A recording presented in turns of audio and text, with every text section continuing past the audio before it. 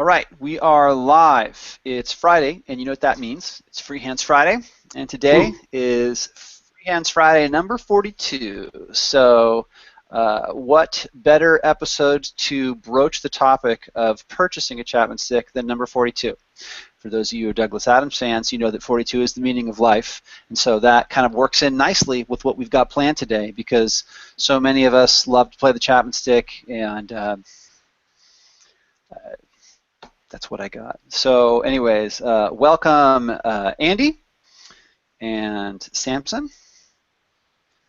and Rob, who's on his car ride home. Or actually, no, Samson's on his car ride home, and we just lost him, so maybe he'll be back. And of course, Greg Howard is here to talk to us about purchasing a Chapman Stick, and who better than Greg Howard to kind of get the topic started.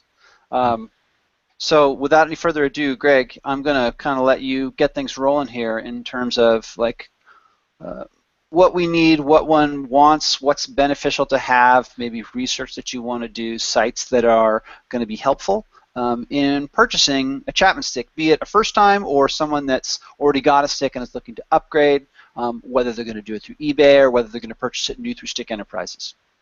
Okay, well, I'd like to start off just by talking about my story and how I got my first stick, because it's actually, you know, kind of an interesting little odyssey.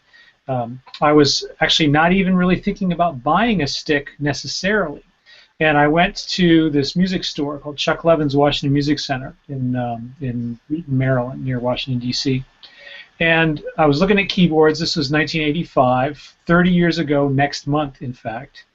And I didn't like any of the keyboards I saw, and I said, "You don't have any Chapman Sticks, do you?" And I was looking around on the walls. I didn't see any because I knew about Tony's work. And they said, "You know, we have a used one in the basement." You know, so the guy goes and gets the stick, and he brings it up there, and he opens up the case, and he takes it out and hands me free hands. And he says, "This is the book that comes with it, and it tells you how to tune it and all that. We don't know anything about it. So just, you know, knock yourself out, kid." You know, I was 20 years old, and I just spent, you know, a couple hours there noodling around with it, you know, getting it tuned up, trying to figure out, you know, what was the deal with it, and immediately put down all the money I had, and then went home and applied for a credit card to pay for the rest, and thus beginning my lifelong relationship with the Chapman Stick and consumer credit debt all at the same time. So, you know, it was an ironwood instrument, number 695. Actually, it was an ironwood fingerboard on a maple body, so it had a maple headstock, which was very interesting looking, and it had a lot of it had, you know, a lot of the original design features, and not so many of the innovations that we've come to know and expect for the stick in these days. But, you know, you'll still find instruments just like that out there, many of them in really excellent condition. So I paid $600 for that instrument in 1985, and I think that the new price back then was around $900 or $1,000. I'm not sure exactly. But the instrument was in pretty good shape, and I played it for years. And, you know, I didn't have to buy a new stick to get something that I could learn on, I guess was my main point. So I often encourage people who are looking to get into the stick, who don't necessarily want to put the money down on a new instrument, to find a used one and just see how the concept works for them, you know, how it feels for them. And it wasn't until a few years later that I bought my first new stick, which was a polycarbonate number 2757 10-string. And then I've had, you know, a rosewood 10-string, Wengi, a Duke, all kinds of different instruments, bamboo, railboard, all of those since then. So I've had a lot of different kinds of sticks in my hands, and I've had a chance to see what kind of features on the instrument make a big difference in terms of the value of the instrument. And so that's really kind of where I'm coming from today, is to talk about what are the things that are going to influence what makes it worth buying, you know, at a certain price point.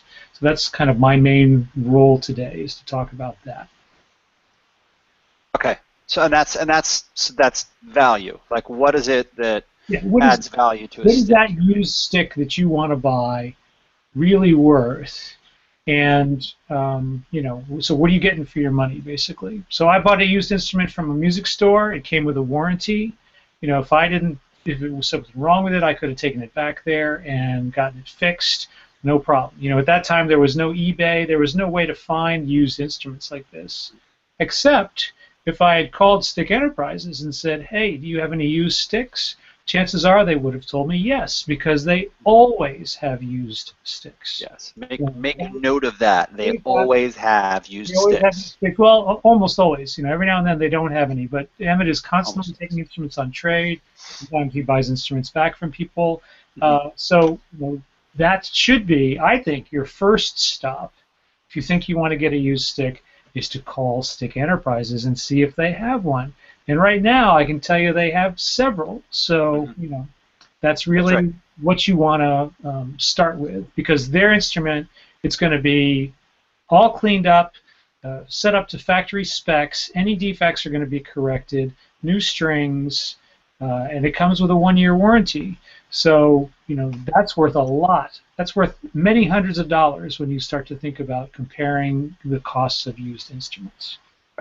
Right. So something that is kind of like a hidden cost for first-time buyers that may not know, it may be that stick, maybe this guy out in Fargo owned it, right? So it's like -20 outside, right? But it's like a nice warm, like 72 degrees in the house. So it's going in and out of these temperatures. Does that affect the wood? Does that affect the intonation? This, that, and the other. Are there old strings on it? So there's some things that are not seen when you make the purchase. So will it need to be set up? And chances are you're going to need to factor in about maybe anywhere between 5 to 10% of the actual cost of the instrument to actually ship it wherever you may be in the world to Stick Enterprises, who will then set it up, do the work on the fretboard and on the frets. They'll slap a new set of strings on it and make sure that the pickup works the way you expect it to, that sort of thing, right? Look for any, And if it needs a truss, then right. they could even retrofit a truss on there. And there's a really good article up on stick.com in the stick Yeah, tech section that Eric Knapp put up there about yeah, his experience of having his polycarbonate stick right. retrofitted with a new truss and getting some work done on it. Okay. So I think Emmett told me there's only been one stick that he's ever gotten back from somewhere out in the world that he could not rehabilitate into playable condition in the years that he's been in business. So he's really proud of being able to keep these instruments going. And I just got a stick back from them recently that is really a jamming instrument. I love it. And it's an instrument that I had that I sold, and I got it back, and it needed some work. And when I got it back from Emmett, it was like the magic of the first time I took it out of the box in 1995, and it just played like a dream. Mm, cool. Well, that is reunited with your old love. Yeah, That's great. this is the Water on the Moon stick and the Soul Oh, stick. okay. Yeah, Cool. So beautiful industry. so let's start with this. So let's say I think the first big decision with the Chapman Stick is let's just say are you going to buy it brand new, or are you going to buy it? Are you going to buy a used one? And so what I would say is what I'm going to do is I'm going to share out my screen right now. So let me know if you are able to see my screen. Let's Yes. see. Okay, so we're looking at stick.com. All right, so if you want to actually go out and actually, a great idea is to kind of look through the Hot Shots gallery too, because you can always see kind of what's going on. You should try to familiarize yourself with this site if you're going to buy a new stick. And a great way to do that is to kind of check out the Hot Shots page. But another good thing to do is to check out the price list, and it's kind of hard to read. I ended up actually pulling this down and putting into like a separate like spreadsheet to look at it to kind of get an idea. So right out of the gate, just to start the conversation, right, for an instrument is $2,200 for a 10 level, for a 10 string instrument, No, and really? that you'll want to have a case, right? So you can get a soft shell case for 120 or a hard shell case if you're anticipating doing a lot of traveling. Oftentimes the soft shell case should be enough. The cord is included, and then of course if you want to upgrade the pickups, you can see it's in $200 increments. The Active 2, which is a pair of Telecaster humbucker or Telecaster front Telecaster pickups, that's going to run you $200 more. And of course, if you want the full-on passive Villex quad pickup, which offers some more variations in tone, it's going to be an additional $400 just to have that conversation. You look at the 12-string stick. Again, the cost is about a 10%, maybe a 12% price increase for those 2 additional strings.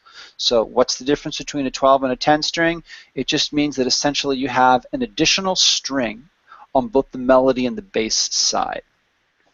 Another 10-string option is the rail board, and you see there's a cost savings of about 8 to 12%. It's about $300 less. There's not as much options for the pickup, but the R-Blocks is a very versatile and powerful pickup. So, if you don't believe me, listen to Kevin Keith. Then you've got the stick bass, which is an 8-string instrument. Now, Greg, is the stick bass just full-on? No, that's a stereo instrument. So it's basically it's an 8-string instrument, the same dimensions of the fretboard as the 10-string. It's only available with the block pickup modules, so you can't get a stick up on the stick bass. So you can only get the Active 2 or the Passive 4. But okay. And you can get it, in strung in fourths all the way across, or a fourths fifths tuning. There's lots of different tuning options for it as well. Okay. Okay, so I'm just going to really quickly kind of proceed down through the list here, and then I'm going to kind of hand it back off to you in terms of buying, let's say, a new stick through Stick Enterprises, which is kind of the first way we'll approach it. You can see the prices here, a little bit of a cost. It's only $100 less for the stick base, and the stick base is essentially exactly like a stick. It just has less strings. It's similar design. The NS stick is kind of a collaboration between Emmett and Ned Steinberger, and so kind of you can research this on your own. We're in at about the same price point. It's only $100 less, and the NS sticks generally come with a pair of EMGs, which offer a lot of flexibility in terms of the four EMGs. Thank you, 2 for each side. So 4 EMGs and offer a lot of kind of color in terms of sound. A 10-string grand is basically the kind of the plank that is used for a 12-string. So the strings are going to be further apart, and it's just kind of a larger frame for the 10-string instrument, and just a little bit more. Only available with the Active 2 and the Passive 4. Right, so no stick up for that one. So that's another kind of consideration.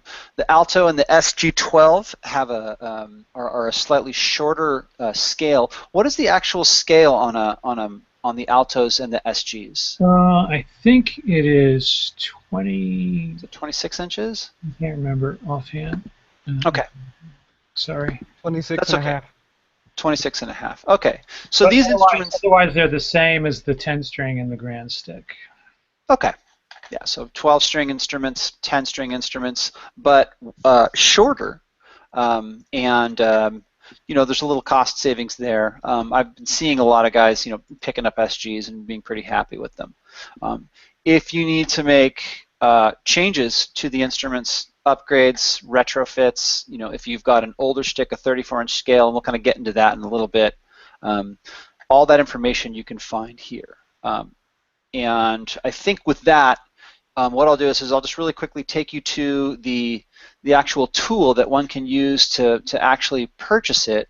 So if you want to actually put in a request for a Chapman stick, what you can do is, and Greg, you might need to help me out here. So here's the various. Click on any of the instruments there. Okay, it's a little. Click on the mail board here. Okay, now if you look on there, scroll down to the bottom of the page there, and there is a link for instrument order form. Got it. Okay, so here's the instrument order form. So what this allows you to do is actually to, create the instrument that you want. Now I'm looking at the rail board, which comes in a number of different colors, right? So if we were looking at a wood stick, or a hardwood stick, you'd have a different set of options. So you can choose the string gauge. It's probably safe to say you want to start with medium. If you have one of the older Chapman sticks, light strings are going to be the only option available for you. You've got a number of different tunings here. Don't get hung up on the tuning. And like Andy, I was going to ask if you wanted to add anything about your experience with tuning. Well, I started with classic, but the limitation of classic is that you lose some of those mid-rangey notes in betweens, and so I figured I'd like the overlap better, so I switched to baritone melody, and I've been loving it ever since. Okay.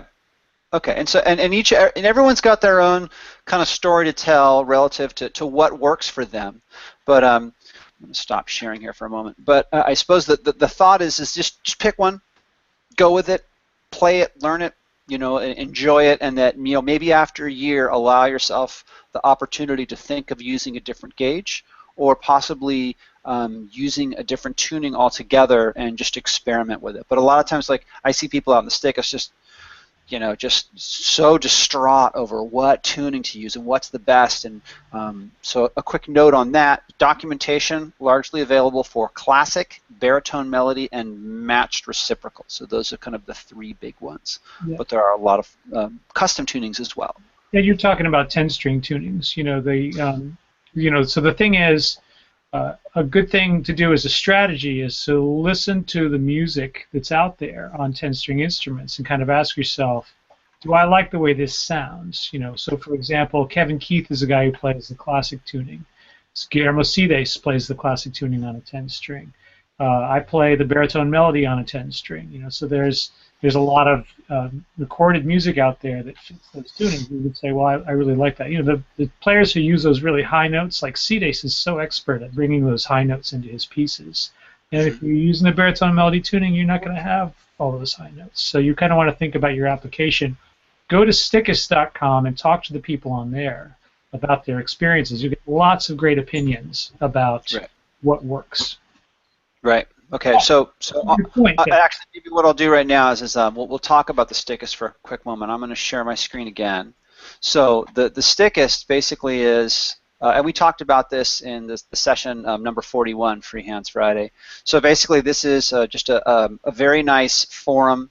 Another forum to consider if you're in France is the is the AFSTG, which also has a very excellent forum set up. Now, we don't see a lot of kind of North Americaners out there, but there are some. But they have a very content-rich site and forum that's very active. So lots of people out there, and you can translate it if you're using Chrome here. It looks like that's kind of built in. It will kind of destroy the beautiful French language, but you'll still understand 90% of what they're saying. And let me share this because I thought I was sharing it, but I wasn't sharing it. So here you can see the AFSTG, but for the most part, if you're here in the States, Canada, North America, South America, the Stickist is a great place to start. It will show you events that are coming up, opportunities to attend seminars, and basically just kind of what's going on. Kevin's got a new single, Gef's got a new album. There's discussions about everything and anything as it pertains to the stick, and people love to talk to new people on the Stickist. So don't be shy, jump on in. So that being said, I suppose, Craig, is there anything else that we should cover on purchasing a new stick? When we look out at stick.com. Is there anything else that we need to be aware of? Yes. Okay. So you talked a little bit about tunings. Okay. The one important thing to remember is that with the exception of the rail board, where there's a certain amount of fretwork that's machined into the rail board, so you can't really go from an inside out to a parallel tuning very easily on the rail board. Now talk about that for a sec. Okay. So the typical stick tuning is the most common ones are tuning where you have the melody strings going out from the inside and the bass strings going out from the inside as well. Okay, And that's a tuning that Emmett developed, and it was actually a patented tuning, and it's still by far the most popular kind of configuration. So fifths going this way, fourths going this way. And on the railboard, there's a certain amount of fretwork that's actually machined into the frets themselves, which supports this tuning. And it's such that you probably wouldn't want to try to convert a railboard over to a tuning that had the bass strings on the outside going this way, for example. Okay. It's not going to behave as well. On the wooden instruments, it's not nearly as much of an issue. So the way that the instrument is set up, the bridge and the nut are fully adjustable, so you can put any kind of tuning that you want on it, basically, within the physical limitations of the instrument. And so that basically anything from a low B flat all the way up to a high D for the 36-inch scale instruments. Okay, so let me add something to that. So if you're contemplating a railboard, see if I can get this. If you're looking at the instrument and you stare down the instrument, what you're going to see is on these heavier gauge strings, the actual fret is scalloped. Right? Is that correct, Greg? The actual fret is scalloped to accommodate the larger scale string. So if you're putting this larger string on the outside, right, you're not going to have a good time. So it's not going to as well. Yeah. Right. So what you may see on like an NS stick, though, a lot of times that people just use straight fourths on an NS. So what you'll see is you'll see the heaviest gauge down here, right? That'll be like a low B flat or a low B, and then that'll just go up straight in fourths. So that's a very nice crossover for bassists with the NS. Yeah, and all of the sticks that have the adjustable nut and the adjustable bridge can be set up to accommodate those tunings. So one of the really nice things about Emmett's design is that if you want to change your tuning after you buy the instrument, you can do that. It's not difficult to do. So that goes back to your point of not being so hung up on the tuning, you know, but just try something. And then if you want to make some adjustments to it, no problem. Okay? Yeah. Right. Okay, so that being said, with the new stick, the kind of the observation is, if you want to do something crazy and put heavier gauge strings on your railboard, don't do that. Right? The railboard is essentially hard-coded, so to speak, right, Rob, to be a certain way, right? You want that. I'm not sure I understand what you're saying. Heavier gauge strings on the railboard. Sorry, not heavier gauge strings, but the layout of the bass side strings comes in one flavor. You don't want to flip the bass strings so that you have heavy strings on the side. Now he can make them to accommodate that tuning. In other words, he has machine profiles already set up with his CD. So that if you want to have an instrument set up that way, you can choose those tunings for the railboard as well. They're all available within the tuning options on the website. Okay. Okay. Cool. All right. Well then, so that being said, so now I'm going to take us back to stick.com here really quickly, and so we're looking at all the various different tunings here, and you can see just alone for the 10 string, you've got 1, 2, 3, 4, 5, 6, 7 different tunings, right? And then you've got any bit as many for the 12 string. So it's easy to kind of like get freaked out over this, but don't. There's also a comparison chart here. I mean, if you really want to get up and underneath it, you can look at the way this is all set up and configured. And actually, at some point, if you're a first-time buyer, it probably makes sense to do this. You know, to actually get up and underneath this chart and look at it at least one time. Kudos to Glenn Poorman for putting this together too. He did an awesome job in terms of laying out all of this information about the tunings. So really, really very grateful to him for doing that. Yeah. So yeah, public service announcement. Greg, what's that on your shirt there? Oh, that is the Interlochen College of Creative Arts, Center of Creative Arts, established in 1928. Right. Where we'll be having the Interlochen Chapman Stick workshop in July. That's right. So that will be in July, and I'm hoping to have Glenn on. We're all hoping to have Glenn on because he's such a cool cat and he has such a great history with the instrument as well. So we'll come full circle to that and talk a little bit about some of the events coming up. Cool. Okay, so getting back to like the big string debate, I think what I might want to approach next, at least with a new stick. So I'm just staying with a new stick for right now, Greg. We'll get into the used stick bit in a little bit, but let's talk about pickups. Okay. Well, the thing about the stick is that all the pickups have very different kinds of characters. And there's a video on the stick tech section. Maybe if you want to grab that, Gene. I'm sharing it right now. You are? Okay, cool. So this video shows you kind of in a sort of a bare bones fashion. It shows you the three different main pickups that you can get with the wooden and bamboo instruments: the stick up, the active 2, and the passive 4. And I don't want to get into them too much, except to say that the kind of the classic stick sound that you're used to hearing from Tony Levin and from a lot of other stick players is the stick up itself. So that's the one that's shown at the beginning of the video there. And this is a pickup that Emmett designed, which is it's a really interesting pickup because it has a very clear kind of a sound. It really gives you the sound of the string in a full range fashion, and he designed it with this carbon fiber shielding embedded in it, which means that as a humbucker, it has a very clear sound, but also very, very, very quiet, no noise. So it's a great passive pickup. The next choice in pickups is, and it's stereo output, has a volume control for each output, and it has these little adjustable pole pieces so you can adjust the volume, which is important. If you change your tuning, you need to be able to adjust the volume on the strings.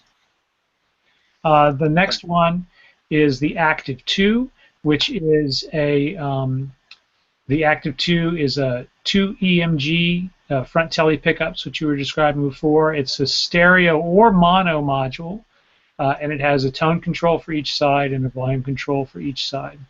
And then the third option is the Passive 4, which is 4 Philips pickups, also stereo or mono. And it has the ability to combine pickups in front and neck and bridge positions, kind of like most guitars will. And it has a filter for each side. Let's talk about the Active 2 for a sec, because I want to just I want to go through each one of them kind of one at a time here. So we're looking at some pictures of the Active 2 while you're actually talking about the Active 2. So yeah.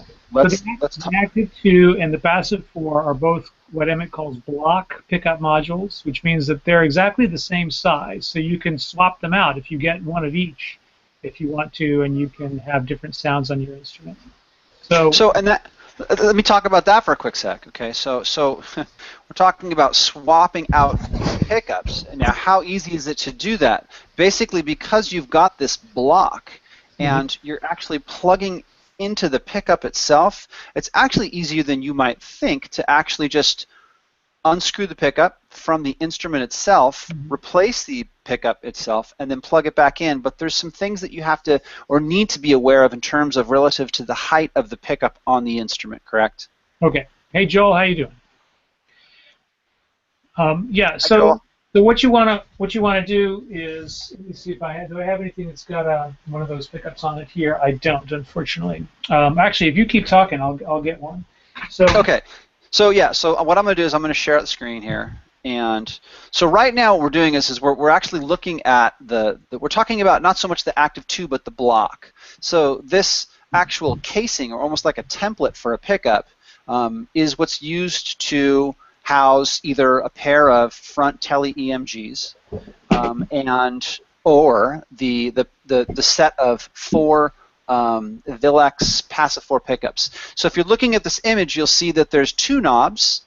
So for each pickup, there is volume and tone. And that controls a set of 5 strings in this case, or it can control a set of 4 if it's the bass, or 6 if it's the 12 string. And then there's a switch up here that you'll see at the top of the pickup, which actually flips the instrument from a stereo to a mono configuration, which means you can run a single rig. So now let me share what Greg's sharing here. Okay. Okay, it's all you, Greg. This is an Active 2.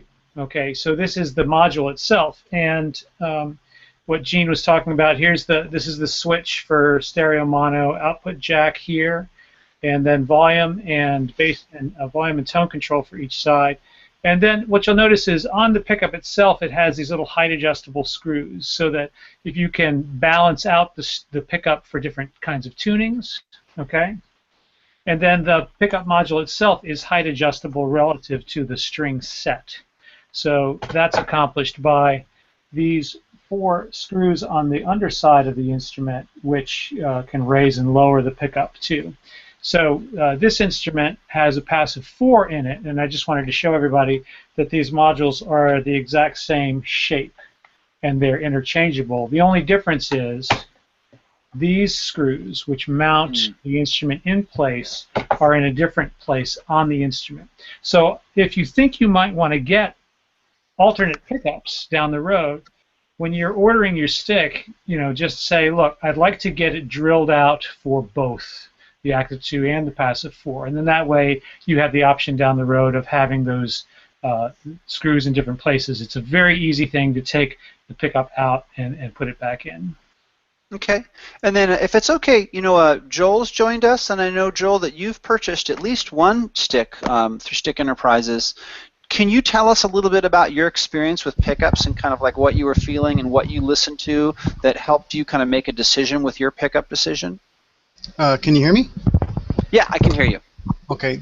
Basically, about probably almost 2 years ago, I bought an Alto off Stick Enterprise. It was the only one that I could find after about 6 months. The only one that I could grab. It came with a basic stick up. Sounds great. I really like that because it has a really I don't know how you describe it. It's very clean. And then I bought a rail board, and that comes with the block. And I find that that's quite a bit different sound because I don't have a lot of effects pedals, and I just run it through my Line 6 amp and mess around with it that way, or through GarageBand. But they are quite a bit different. They have their own distinct sounds. But I like them both. I'm actually more partial to the... Oh, we might have lost Joel there. Yeah. Because I'm not that good, so I want to be able to hear what I'm doing, and then I can move on to that later. But Joel, you cut out for a sec there. Tell us the difference about your the differences between the two that you're able to determine. Like when you listen to the R block and when you listen to the stick up, as you've been exploring with the railboard, what have been your observations? Because you kind of we had a little lag there while you were explaining. Basically, the Alto just has a stick up, so it's very clean. There's a volume and a tone, and then if you want to put in other FX, you can do that. But as it's on its own, it's very clean, and it's just a really good sounding pickup. The railboard is, like I say, is quite a bit different. It's got a lot more stuff to do, a lot more tone and effect settings for the sound. I find that the railboard is a lot. I don't know how to describe it. It's more metallic, I guess. The sounding, it's tinny. But then you can adjust that if you work through pedals or whatever. Like I say, I only have a Line 6 amp, and I just plug my stereo into that, and I just play. Okay. I haven't quite got that far to have a lot of equipment yet, so. Okay. I think you're gonna be right back, Greg? Yeah, I'm gonna go grab my railboard. I'll be right back. Okay, cool. Okay, so now Rob, you purchased a railboard recently, right? Yeah, I put my order in back in August. Okay, so tell us about your decision on the railboard. Was the pickup a factor? No, actually, the architecture itself of the railboard was the factor. The railboard, the wooden sticks, as you can see in the photo section of Stick Enterprises' website, have a flat back. I mean, there's a bevel at the edges, but basically it's flat. And the railboard has a kind of an I-beam kind of ridge going down the center that Emmett calls the keel. And I have a neuromuscular disorder, so my muscles are very strange. And one of the strange things about my muscles is that my fingers aren't free to move unless my thumb is anchored. It's like muscles restrict this movement, but I can turn that off if I have a place to apply pressure with my thumb. And with a wooden stick with that flat back, there's nothing for my thumb to push against. I have to provide the stability to my hand. Basically, whatever I'm doing, I can't provide stability. That's the rule. So for me, the railboard's the only option because my left thumb can go inside the I-beam shape, and my right thumb can kind of ride the edge. And that gives me, first of all, each hand has a way of working the way it likes to, but it also Mm-hmm. gives me plenty of range to arch my fingers on the right hand for if I want to get into articulations with my strong side hand. I have a sort of a more neutral angle to the strings, and I Mm-hmm. may flatten that out as I get practice. But yeah, I really had no other option. However, I will say that I don't feel slighted in the least. Okay. All right. Well, I'm showing some pictures on the Stick Enterprises page as we're talking right now, and so you can see what Rob is talking about, and that is that the back of the instrument is beveled, right? Or is scalloped rather. It's scalloped out, so you can see it's that in order to make it lighter, they've actually kind of chiseled out part of the neck there to decrease the weight. If you look at the back of one of the wooden instruments, and I'll see if I can get a picture now, you can see that hasn't occurred, that there's just a beveling on the sides. Okay, so there's just like a kind of a, I'm not quite sure what angle that would be, 60 degrees, 40 degrees, whatever it may be, but it's a different experience. It's not quite as, it's flatter towards the center of the instrument. And so, and I'm sure, Joel, you had to kind of contend with that difference in going from a traditional, kind of wooden instrument to a railboard. So that was probably a different kind of feel altogether. It was quite a bit different. I had that's the only time I've ever seen one is when I bought it. I had chatted with Dale about it a few times because she has a few sticks. So the basic concept and the distance or the size ratio was, I could check that out. I still find now though that I am able to play the alto a lot better because my hands are really, really small. I have a really small hand, so for me to even do an A minor or an A chord on a railboard, man, I can't stretch my fingers that far either, hardly. Right. So I have to adjust how I play. Right. Try and stretch out your hands, and all that kind of stuff. And that's because it's your instrument of origin, and so it definitely, it's like if you start on a mandolin and you switch to guitar or bass, it's a whole different experience. So yeah. Cool, good to know. So Greg, you're back.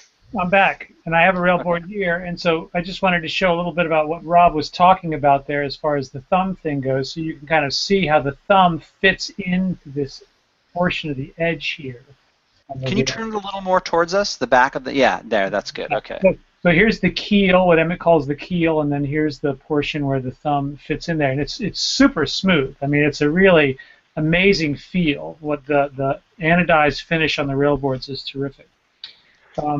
And the pickup itself, you can see it's very different from the idea of the block pickup on the other instruments because it actually is not a solid block of stuff. It actually wraps around the beam. So whereas the others slide into a channel on the instrument, this actually kind of fits over it, and the pickups are in there like that. So a little different construction. The cord goes out the other side, so on the other ones the block is running this way. And this puts the melody pickup a little bit closer to the frets, and it puts the bass pickup a little bit further away from the frets. So the bass pickup has a little more bite than the Active 2, and the melody is a little bit mellower than it is on the Active 2. What about the stereo construction and the ability with like phantom power and an active pickup into a let's say a mixer with active power, phantom power? These are passive pickups made by Villex, the same company that makes the pickups for the Passive 4.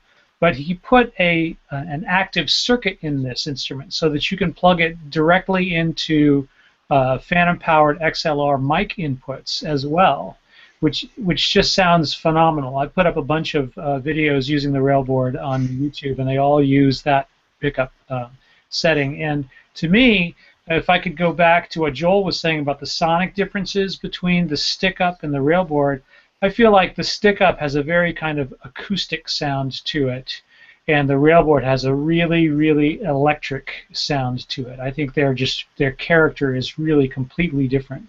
So what you're running it through makes a huge difference in terms of how it sounds. Okay.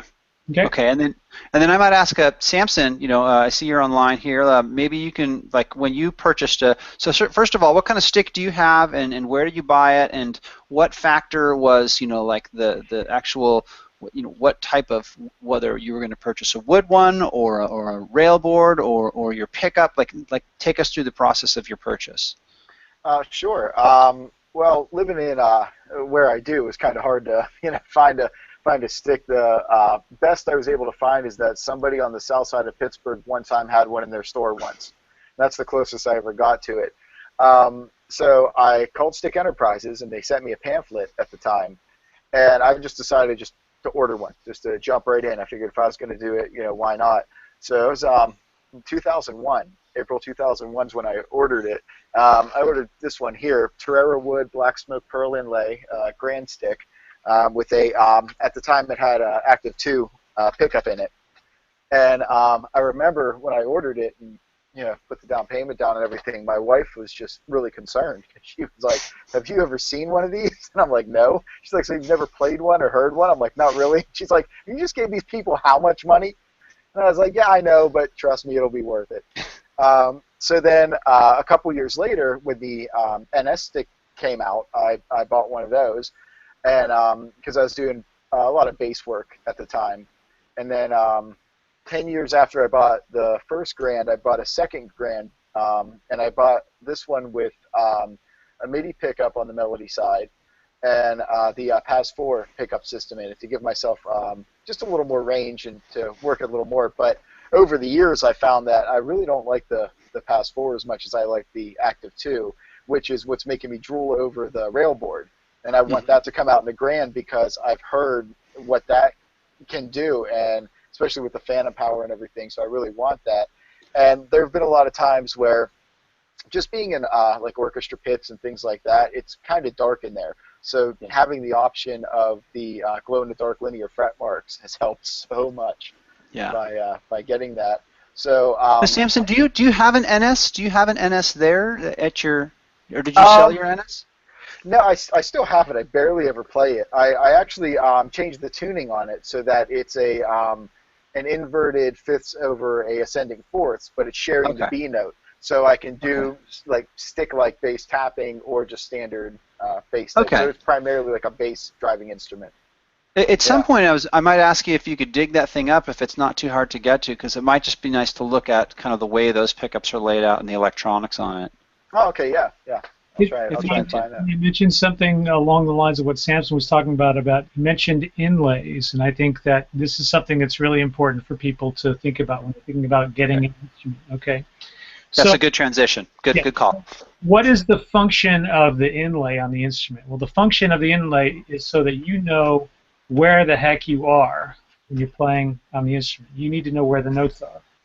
And so if you look at the old sticks, and I'm going to scare you guys with this. This is an old ironwood stick that belongs to a former student of mine that I'm going to be retrofitting here. And you can see it's actually got like foam gunk from the case on it because the foam in the case is disintegrated. It's an old ironwood stick. So here it has these white pearl inlays, right? And it's a beautiful contrast between the wood. It's really gorgeous wood, so I can't wait to clean it up. I got my Watco, and I'm getting ready to clean it all up. So that's a really nice kind of an inlay pattern on there. On the linear inlays, right, you actually see more, you have more information about where the notes are. Okay, maybe it's not quite as aesthetically pleasing as the dot inlays, but my point about the inlays is I want to see where I am. When I need to see where I am, I need that information. I need it right away. So I want to go for maximum contrast between the medium of the instrument and the inlay itself. So if I'm getting a light-colored instrument like bamboo or maple, I want a dark inlay. And if I'm getting a dark instrument like rosewood or wangi, I really want to get a light-colored inlay.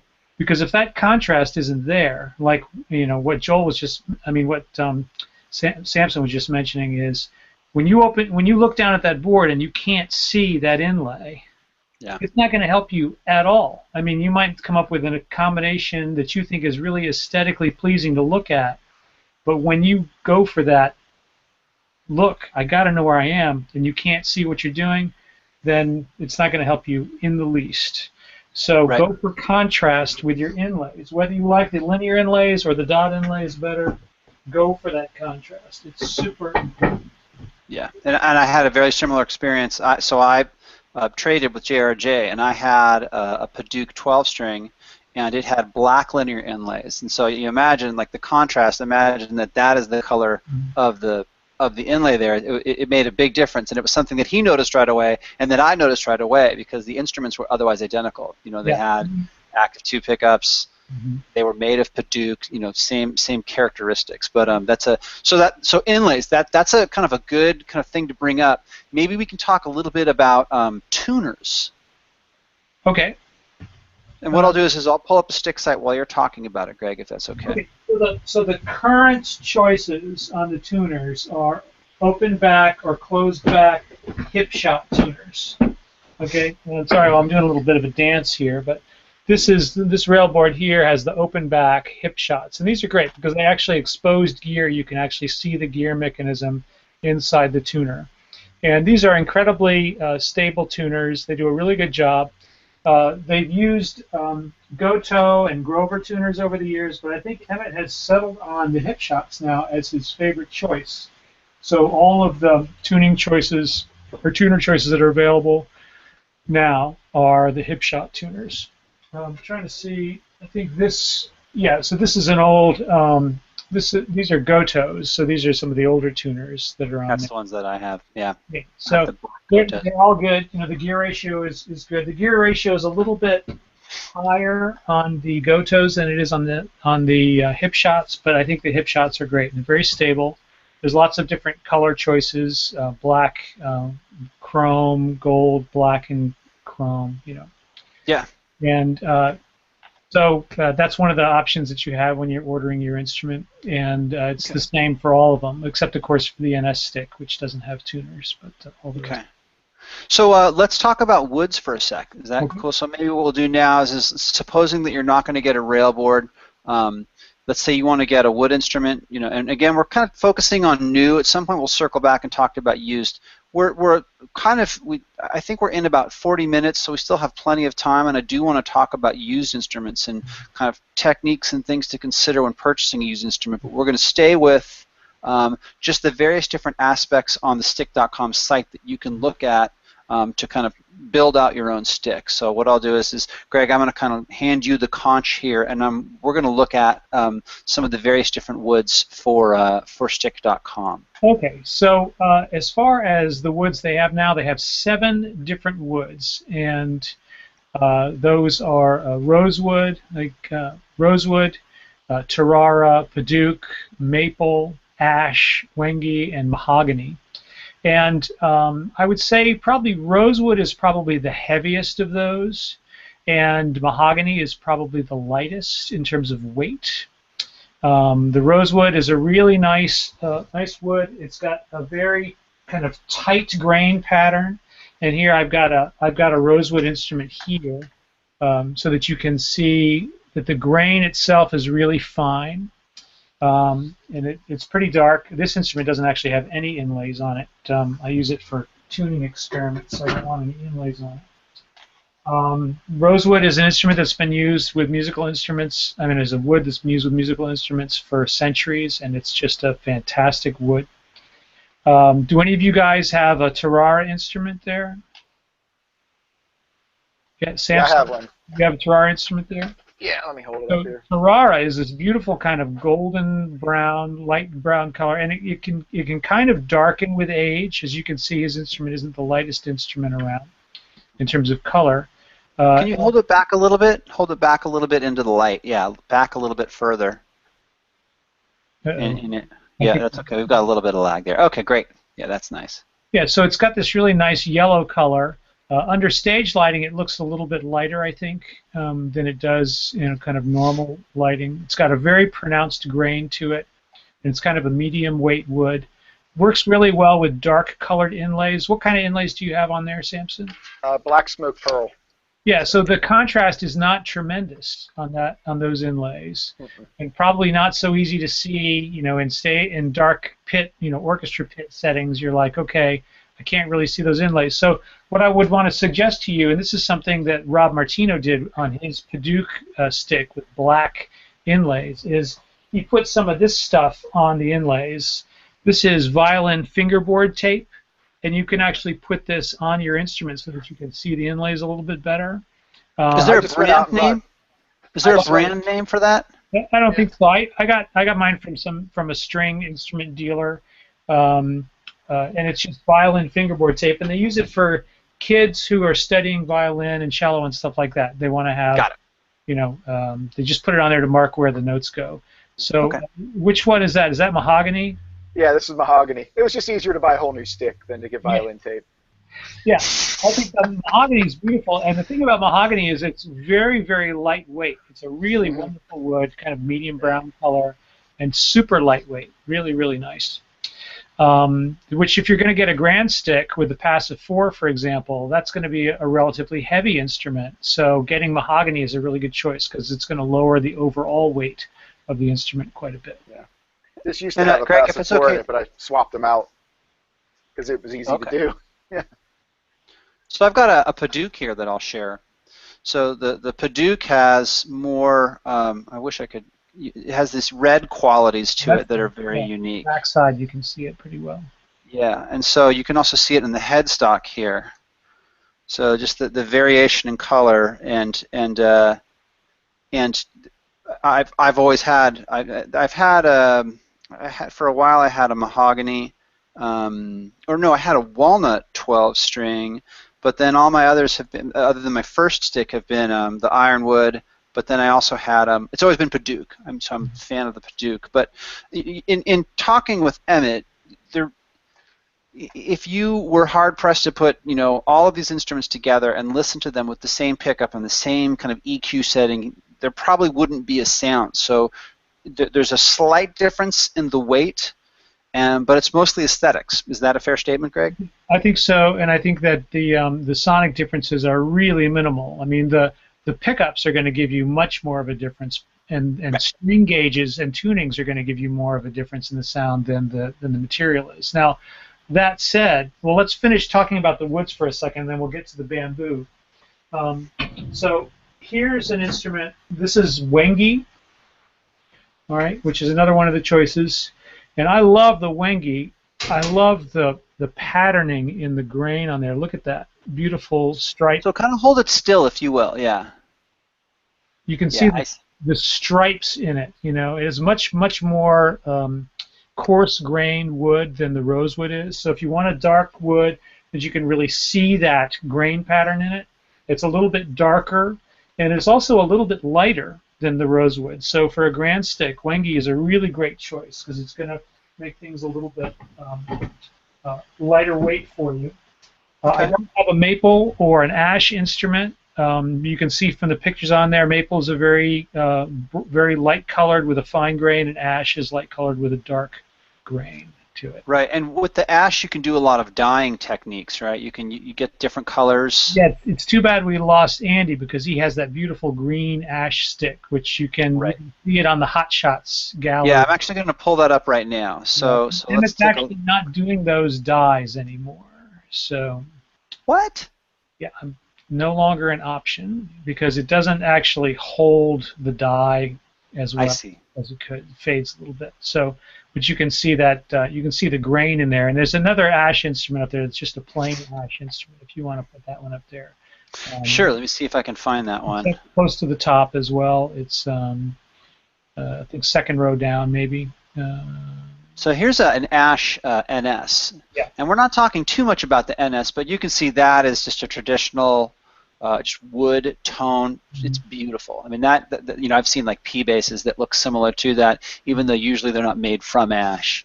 But I do so love that color, that natural. It's really, really lightweight wood. That's one of the things it's really got going for it.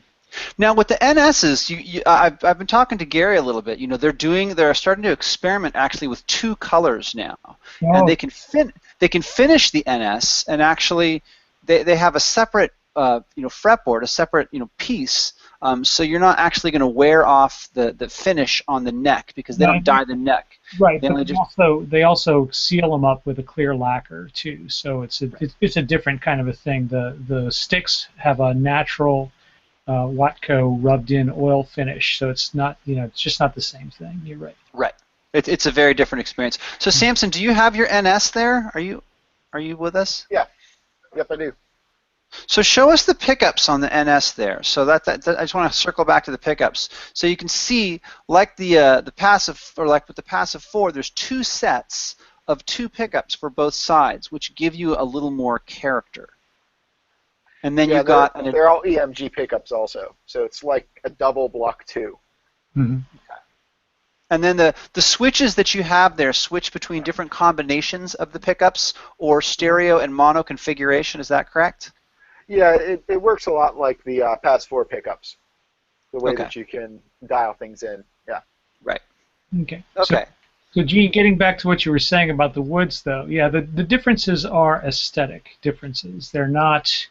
The differences are not in terms of the sonic character of the instrument. The railboard sounds very different because it has a different construction and different kinds of pickups.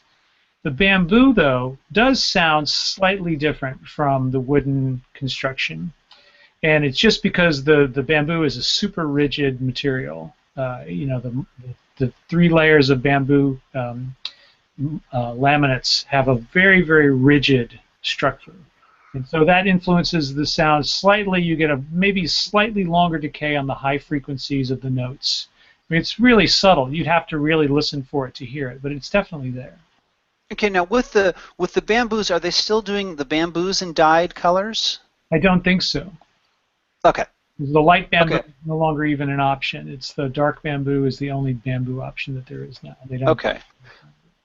Right. So kind of on that note, the instrument evolves, and so as part of that kind of experiment, Emmett's, I've seen experiments that he's done where he didn't dye like the sides of the instrument, these Paduk ones that he's done, or maybe I think that, but it would be a black instrument with just the Paduk like kind of trim down the side of the instrument, which looked really like cool and sexy. But like you were saying, and some of the guys from Heartstrings were saying that you play a lot, and the same thing with Pear. Pear observed that you play it a lot, you're going to ultimately kind of work through the dye with the oils on your fingers, kind of wearing them off. So looking at the colors, if you want to get more color in the instrument, the place where you can achieve that is through the inlays. Okay. There's a huge variety of inlays, and there are some really nice, colorful options. And I don't know if you can pull up the yeah, I'm pulling it up right now. Pull up the linear inlays page, because that one has all the different linear inlay colors on there. And there's a little pick there. If you just click on it, you'll get zoom in on one of those. The one on the right especially is really nice because that's got all of these gem tone things in it. There's abalone and turquoise. It's beautiful, and those are all made out of plastic, but they're textured plastic, so they have this really nice texture in them. And different combinations are going to look really nice. If you have a wangi instrument getting the gold or the white pearl, or if you have a maple instrument, any of those colorful ones are going to look really great with maple. The jade green looks really nice. The turquoise looks really nice. So if you want color in the instrument, look to the inlays as a good way to introduce that to it. Yeah, it's fun, and the inlays will add really a lot of character. Here's one that I especially like is the bright wood with the let's see if I can zoom in here. The bright wood with actually a green inlay. Yeah. So that's the dark bamboo, and that's with the jade color inlays. Those are really nice. So that's a good one. Okay, so let's see here. I'm going to zoom back out now.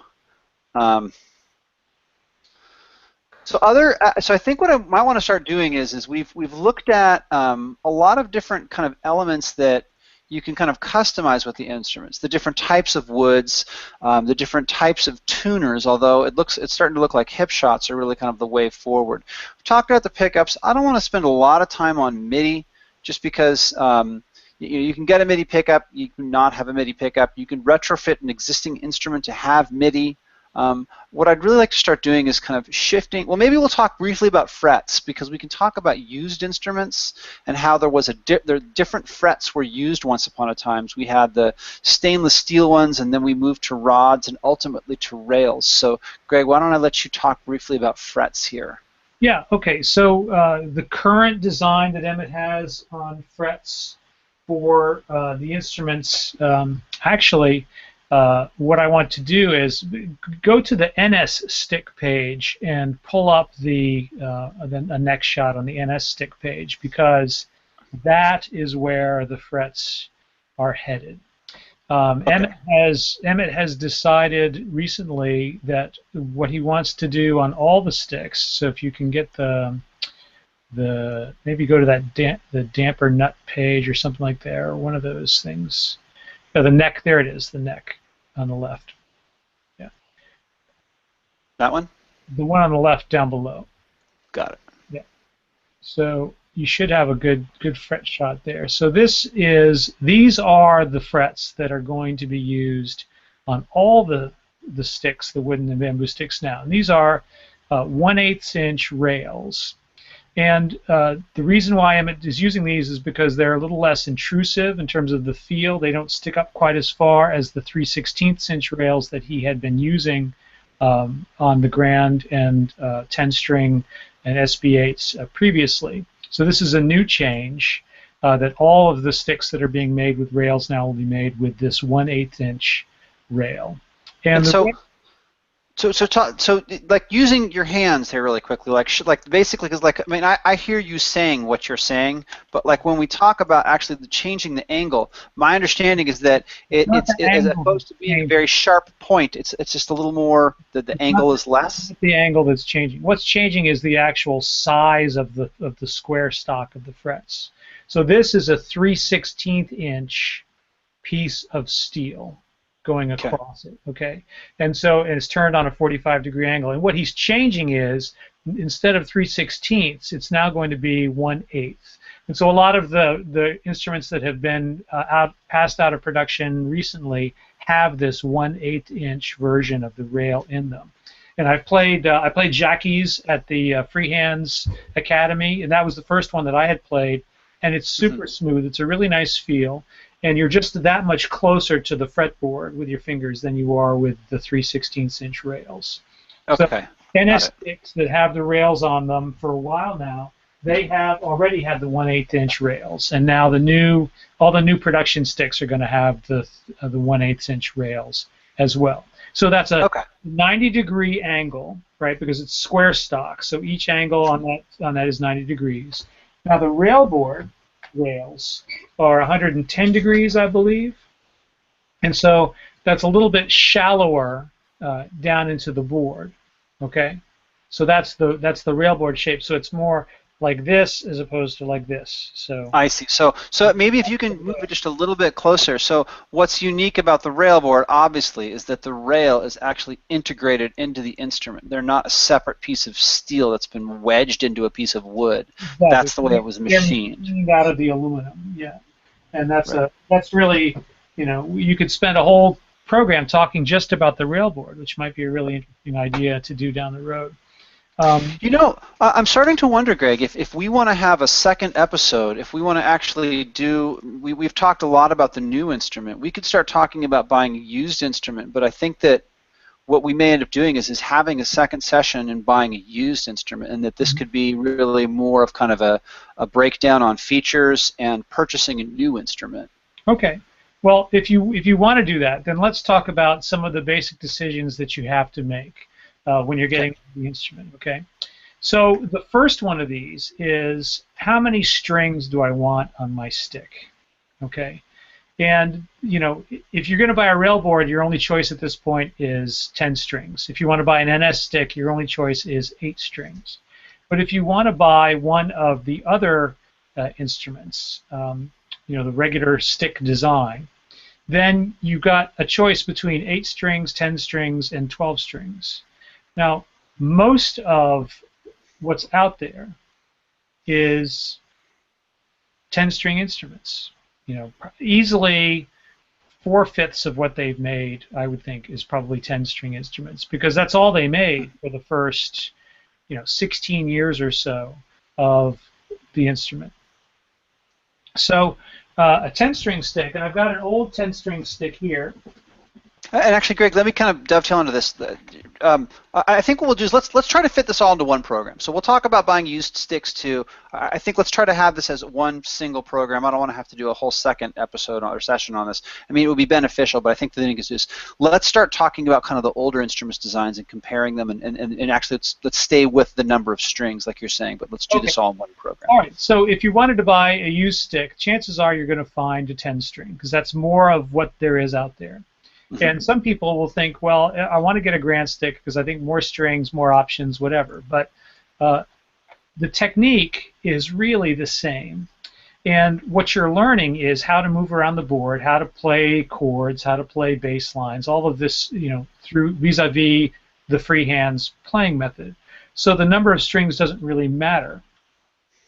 What matters is that you can find an instrument that is going to help you learn how to play, and that's going to work for you. So the things you want to look for are: is the instrument straight?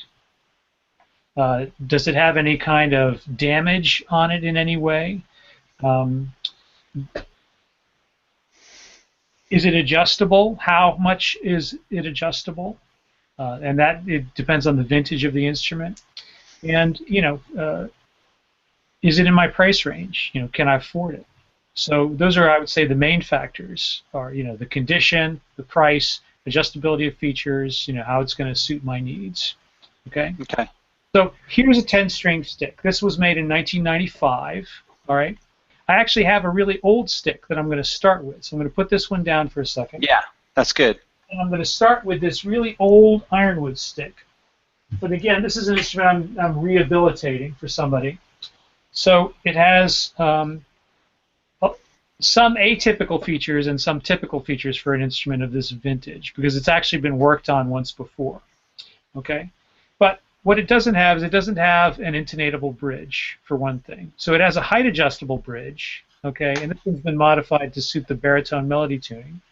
It does have an adjustable nut, and if you go to the stick.com, under history, there's a page that says Timeline of Stick Advancements. Mm-hmm. And maybe you can put that up there for people to see real quick. Already gone there. Yep. Okay. And the Timeline of Stick Advancements tells you when all of the features were introduced into the design of the instrument, all the way back from the very, very beginning of the sticks.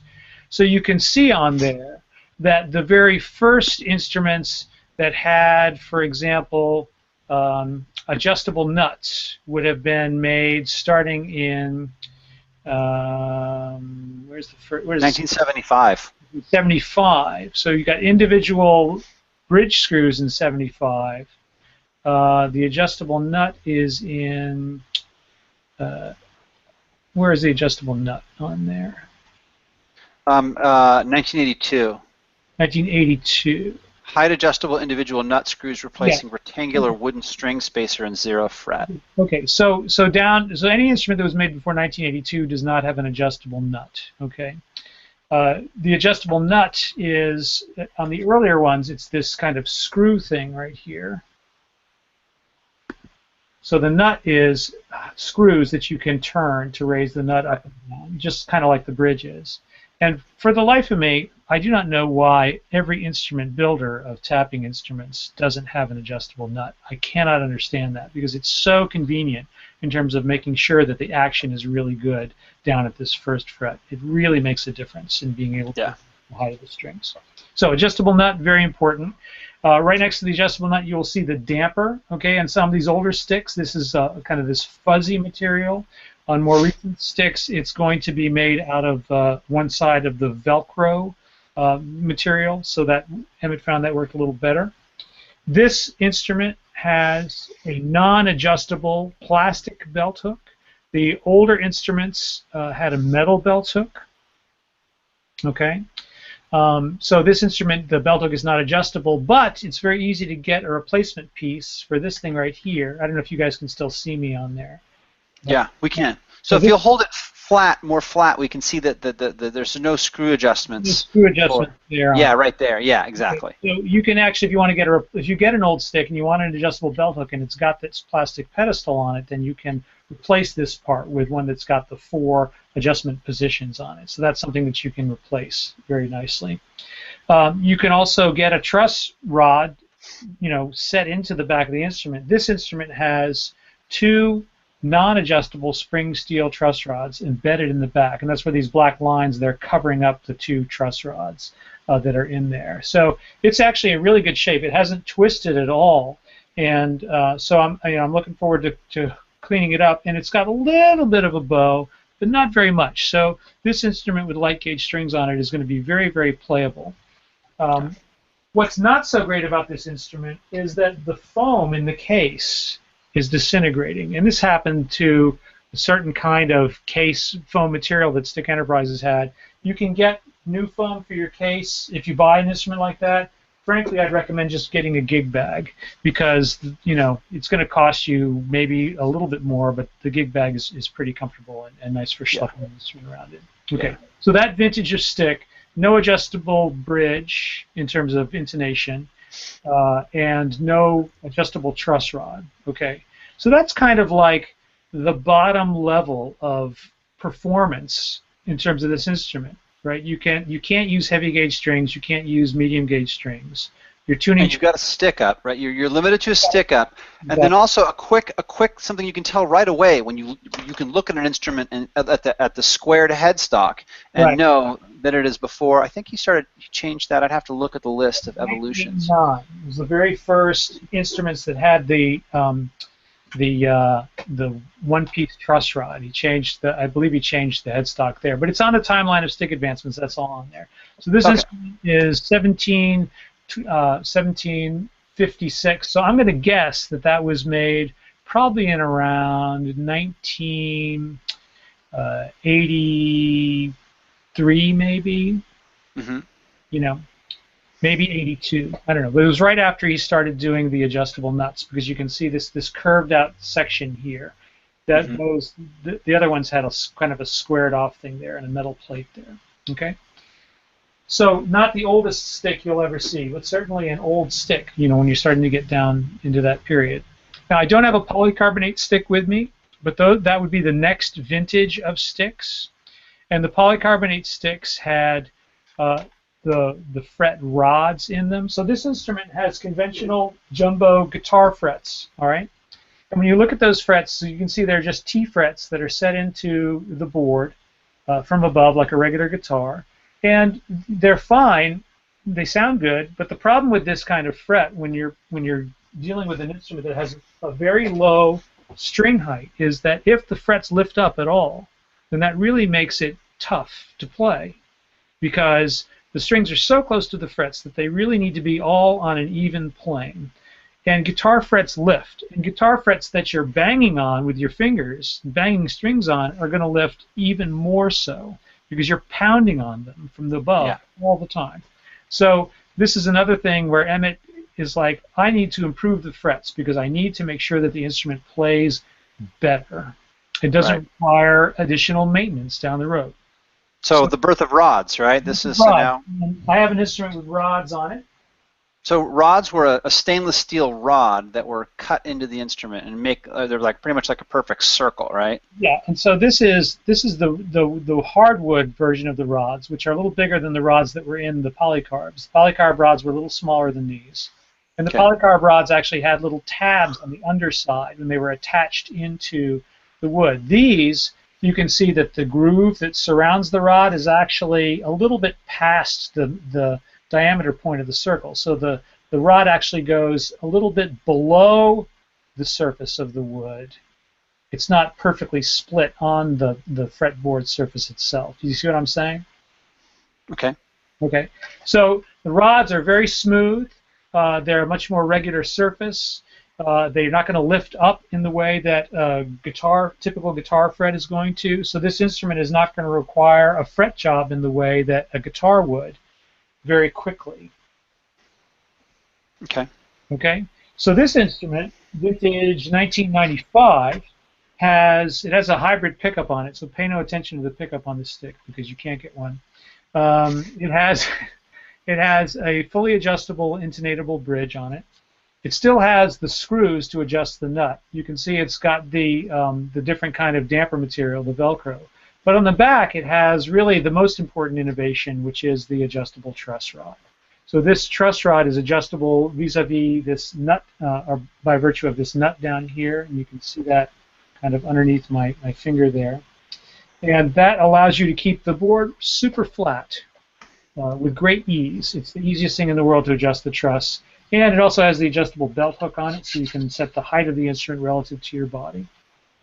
So those are the main differences between this instrument and the instrument that I showed you previously. Okay, this is one piece of Indonesian rosewood, beautiful, beautiful lightweight wood, rounded headstock. So the serial number, now this is a little confusing to people, is number 773. Now that instrument that I showed you before was number 1756. So 773, he started the numbering system over when he started to make these one-piece hardwood instruments. So 001 was the first one of these. And the old series started at 101. And it went all the way up through the polycarbonate instruments, all the way up to around 29 something. So there's over 6,000 sticks in the world. And at one point, he decided to reconcile these number series. So now, a railboard, let's see, where's my serial number on my railboard? It's not on the headstock. This one is number 6359, it's like 6859, I think, or 6359. It's hard for me to see underneath the string. But there's over 6,000 sticks out there. And when you see one with a low number, but with the adjustable truss, that's a more recent vintage than one that has a higher number and the non-adjustable truss. Okay. Okay. Okay. So here's something else that something that you'll notice in at least I think starting in in '89 we started seeing the rounded headstocks. So that's kind of a quick marker as to what is going to be something that's like 20 years old or 30 years old. Another consideration is the actual butt of the instrument. So you can see here that what they did was they extended out the bottom of the instrument so that it could be set down, whereas before it was almost resting directly on the bridge, on the metal bridge itself. Yeah, or even no metal bridge for the older instruments. Right. So this is definitely an advancement, the three-dimensional full metal bridge, and that another kind of advancement was the butt back here, which actually you could set it down with some confidence and not have to worry about popping a string out. Not that would ever happen. And then the bridge as well. Right. And then here's the butt end of the railboard, which is this. So let me switch focus now. So yeah, so the butt of the railboard is just razor thin, and it's curved, and it's actually one of the sexiest parts of the instrument, I think. Hey. Fascinating. And then I suppose we'll give a little plug to Michael here. You want to something here, kind of an accessory that recently kind of came onto the scene was the lap dog. So this is an item that's sold as kind of a value add, which is a little, basically these arms kind of fold out from the side, which will allow you to play in a seated position. So that just kind of screws into the back of your belt hook right here. And you can still pop that onto a stand if you use a stand. So yeah, and just for clarity, you can play seated without it. It's just not attached. That's right. So you don't need a lap dog to play seated, but it is definitely a convenience and a really nice feature. That was a more recent innovation. And then kind of one other item I'll add on are the flaps up at the top here. So there are two separate metal flaps at the top, which allow you to do slight adjustments in the height there, so even adding more kind of dimension to the ability to get the string as close to the fret as you can. Yeah, and much more subtle than the screws, which they're half turns. So the only adjustment you can make with Right. the screw is half turn, and then there's no way to get the height difference in between. So the flaps are really subtle, and you just reminded me of the other difference, which is this instrument is a 34-inch scale instrument, Right. and beginning in about 2002, I think, or 2003, he started to make sticks that had a 36-inch scale. So the way to tell the difference between them is inlay on the 34-inch scale instrument is 2 frets away from the nut, and the one on the 36-inch scale instrument is 3 frets away from the nut. So you guys see that difference there? All right. Yeah. So the rail board has a 34-inch scale, but it's got a little bit of extra space in between the first playable fret and the nut. Yeah. So before we get into that, if it's okay, I'd like to talk a little bit about the X fret. So when it used to be that this fret, actually, right, was actually down, they actually added 2 instruments to the length of the instrument. So legacy instruments prior to, I believe it was, I'm looking at the list of when basically the birth of the X fret was, and I think it was right around 2000. But you'll see here that and actually 2 inches was added to the scale of the instrument to accommodate an extra fret. Mm-hmm. And that was started with the graphite instruments. Mm-hmm. So originally they were called XG. That was the graphite, extra long scale, and graphite. But then Emmett figured out a way to make the 34-inch scale instruments, the wooden instruments, 36-inch scales. And I tell you what, just to kind of show you what that means in terms of what you can do with your hands. All right, so here is the 34-inch scale instrument. Okay, when I get down here at the bottom of the instrument, I'm all the way up to fret number 4, and I'm playing here. Okay, with the 36-inch scale instrument, when I put my hand down by this position, I'm way down to like fret number 2 because of those extra 2 inches. So it's much easier for me to get my right hand down into the low range of the melody. And the sound of these notes with the 36-inch scale, I just think is spectacular. I love it. I really love the 36-inch scale. Yeah, I'm a fan of the X fret just because it allowed the tuning that I use. It just was perfect for what I was trying to do. So, and that's another kind of a marker. So the first hardwood laminate in a 10-string with the X36 would have been 2001. So if you see an instrument and you see the dot right next to the pad there, you know that it's going to be a 34-inch scale. If you see that there's 1 fret in between, then you know that this is actually a 36-inch scale instrument. Okay, because this fret normally wasn't here. So there, the X fret. I'm trying to think of what else, kind of some other things, because we should start considering wrapping up. Greg, before we head off to eBay, just to kind of look at some sticks, is there anything else that you want to add? Well, I just want to point out one thing, and that is that a used stick is a great way to get into the instrument without having to spend a lot of money. Okay, and you shouldn't have to spend almost the price of a new instrument to get a used stick. They're not as rare as they used to be, and there are a lot more used instruments floating around out there. So in terms of pricing, we'll talk about pricing, but just kind of as a guide, you could count on getting a used stick from Stick Enterprises for anywhere from $400 to $600 less than a comparable brand new instrument, and that's going to be with a 1-year warranty. So just kind of keep that in your head as you're thinking about pricing on instruments that you're seeing on eBay. And the other thing I would say is buying from private parties.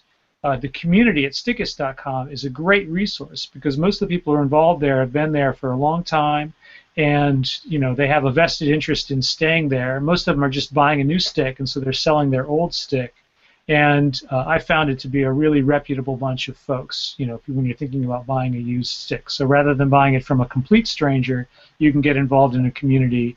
And people are buying and selling instruments on there all the time, too. So there's lots of places you can go to buy a used stick. So that's all I really wanted to say. Okay. Yeah, and that's, you know, why not surround yourself with people who have already had those experiences. Rob, there's some things that you wanted to mention. What did you want to share here? I don't think he can hear you. He just took off. Okay. Okay. Okay, then what we're going to do is we're going to head off to eBay here, and we're just going to, we're not going to pick on anybody or anything like that. Maybe we'll pick on somebody a little bit. But we're going to look at basically some techniques in how to purchase or search for a Chapman stick. So the first thing you see here on my screen is that well, it's Greg Howard, songbook. Hey, hey. You see some kind of copycat instruments, and you see kind of a derivative instrument right here. Not a derivative, rather, but kind of a, there's a lot of custom, you know, Chapman sticks out there. So the best thing to do to start with is to look for, right, Chapman stick. Now, another technique that you can use is to select guitar so that you don't get 6,000 versions of, like, songbooks or CDs, whatever it is, right? So just, you know, when you want to look at Chapman sticks, come over here to the left side, select guitar, even though we know darn well it's a Chapman stick. Okay, Well, now, you might be missing out on instruments where they don't use guitar in the listing if you do that, though, Gene. So I would just caution. True, it is uncommon though.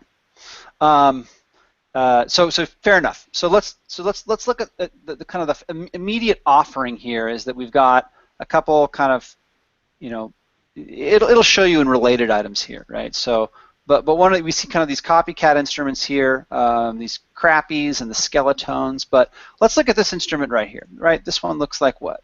So the first thing I see when I look at this instrument, the first thing I look for is where's the dot in relation to the nut there, and that is that it's adjacent to it. So I know immediately it's a 34-inch scale instrument. I then look at the headstock. I look at the headstock and I see that, okay, this instrument was made after 1989 when the headstocks were squared off. The next thing that I look at is the pickup. The pickup is a stick up, so it may be that other pickups weren't even available or an option. Other things that I look and see right away before I've looked too hard at the instrument is that it's got the metal bridge. Now this one's unique in that it has MIDI. And then when I look back up at the headstock here, I see that it has, is that the, I can't even tell if that's, I think that has the flaps. Yeah. So that has flaps. So, you know, minus the X fret, this is a very, you know, pretty recent instrument, right? This is maybe 10, 20 years old. This instrument would have been made in around probably 97, I'm going to say. Okay. Or maybe 98. I'm not sure. I have to look at when the flaps first came into play. I was wrong earlier about exactly when the rounded headstock came into play. So there are some one-piece instruments with the adjustable truss that had the square headstock. The rounded headstock didn't come into play until 92. 92. Okay. Okay. Okay. So this instrument, looking at the. Okay. So this instrument has rods, I believe. Okay, so I'm not sure if we'd be able to tell that from any of the pictures. Yeah, it looks like rods. So I'm looking at that image right there, and that doesn't look like it's pointed at all. It looks like it's rounded. Yeah. So this is going to be late 90s, early 2000s. Okay, and then this is a 12-string instrument, which is, you know, a little bit more expensive. They're asking $2,100. I think it's a little, you know, given that it's a stick-up. Pickup. Yeah, look at the, you know, it's a stick up, so I would offer, what would you offer, like 17, 18? Try to, you know. I don't know, what kind of case does it come with? Okay, good. Okay, so what comes with the instrument in the purchase? So this is, it has a MIDI pickup, so that's going to add some value. It comes with a cable, and it comes with a gig bag. Okay. Right? So, you know, what, 18, with the MIDI, you know, that adds, you know, $100, maybe $150 of value there. So something to consider, right? Yeah, and just compare it to the price list that, you know, that Stick Enterprises has. Look for those features. It's not a 36-inch scale instrument. It doesn't have the rails. It doesn't have the divided truss, but it does have an adjustable truss. And there's no warranty on an instrument like this. So you want to factor all of those things into your decision in terms of, what is that instrument going to cost me? And just for reference, the MIDI option on these instruments is $350, and that doesn't even include installation. So, that MIDI, if you want to get a stick with MIDI on it, that's a big factor on an instrument like the one you're looking at right here. Right. Okay. Okay, so let's look at one more. If I could point out, it also says GK3 for the MIDI pickup on here, and I don't know if they had the GK3 at that time, so that might be an aftermarket thing.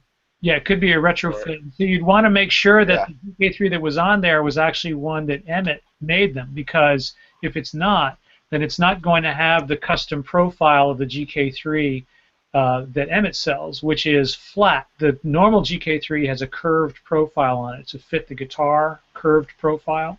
So the Emmett's GK3 has a flat profile to go underneath the strings. So that is a really great point, Samson. Okay. Okay, so let's head back. It looks like it's Emmett because it's got the clear. You can actually see the pole piece, the hexaphonic pickup through the pickup there. Sorry. So, Let me go back. Definitely. Can you say that again, Greg? Can you say what you just said? So Emmett's GK3s, you can actually see the pickup. If you zoom in over that picture, you can see the pickup itself, right inside the GK3. You see those little you see the little copper pickups through there. So that's Emmett's GK3. That's not the non-customized GK3. So that's a good thing. You definitely want to buy one that Emmett has modified, because otherwise it's not going to fit the profile of the strings very well. It's not going to work very well. Okay. And then something else, when we're looking at the stick-up only has volume. So there's only just volume for the left side, volume for the right side, for the bass and melody sides, respectively. But this instrument has all the other adjustable features. It looks like it might be a really nice instrument, and probably a good deal at that price, considering that it's got the MIDI on it, I think. Right. So it's got the MIDI, it's got the soft shell case. So let's skip down to, I was kind of hoping there'd be a little... You got polycarb. Let's talk about that one. So let's talk about the polycarb. All right, let's talk about the polycarb. Okay, so polycarb stick made in the 1980s, probably. I can't see the headstock, so I don't know what the serial number is, but I think there's probably a shot there that has the serial number on it. 1883. 1883. Okay, so that's an early polycarb. This instrument was probably made, if you look at the timeline of stick advancements, then that's going to tell you that it was made in, gosh, the earliest polycarbs were made in 85. Okay, so this instrument is probably made in around, I don't know, 86 maybe, 85 or 86. It's an early polycarb. There's no vintage value here, folks. Just so you know, the polycarbs are nice sticks, but they're not as good as the new sticks are. I've recorded several projects with a polycarb stick, and they're nice instruments, but this is not going to have the rear adjustable truss rod unless it's been retrofitted. Can you look? Is there a picture of the back of the instrument on there anywhere? Not that I see. Yeah, there. There's no adjustable truss rod embedded in the back of this instrument. Okay. Which means that if there's any kind of a bow to the neck, because maybe somebody along the way decided, I want to put really heavy strings on this instrument, there's no way for you to correct that bow unless you send the instrument back to Emmett and have him install a retrofit adjustable truss rod, which he can do. And again, if you look at Eric Knapp's really great article on the stick.com Stick Tech page, you'll see just how that works out. The bridge is not adjustable for intonation, so the string heights are adjustable, but not for intonation. So the only tuning you can use on this instrument with any real degree of success is going to be the classic tuning, light gauge strings. You can get slightly modified screws for the bridge if you want to use the baritone melody tuning, but those are basically your two options. Got it. Okay. So this instrument is priced at what? $2,500. $2,500. So how much more than a brand new stick with all of the updated features is that instrument? No, it's ridiculous. It approaches ridiculous, and the reason is that this is probably being sold by a dealer, and I don't want to beat up on this person, but they're charging $50 for shipping and $2,500 for an instrument that is what, 20 years old? Almost 30 years. 25, yeah, almost 30 years old. So they don't know what they're doing. Okay, Yeah. so that's why you want to go to the Stickist, you want to go to the AFSTG, you want to talk to people at the Stickistas or the Stick Center in Italy, whatever it may be, whatever country you're in or you hail from. Like, talk to people who know what they're doing. So this is a dealer that got it. You know, there was some sort of basement sale. They paid $1,000 for it. They want to turn around and get rich quick. You know, they don't even have an option to make an offer. So just, you know, kind of walk away from that one. Now let's look at this instrument. Okay, so this is an older wood instrument. So Greg, you want to talk about this one? Yeah, same idea. Serial number 156. So this is a really old stick. This is going to be from like the second production run that Emmett ever did. So this is actually a pretty cool instrument. Does it show the belt hook on there? Is there a picture with the belt hook? So it's been updated. It's been updated. So the vintage value of this instrument is not there. You know, if you're thinking I'm going to get a vintage stick. Oh, but wait a second. Let's look at the back there. What do you see?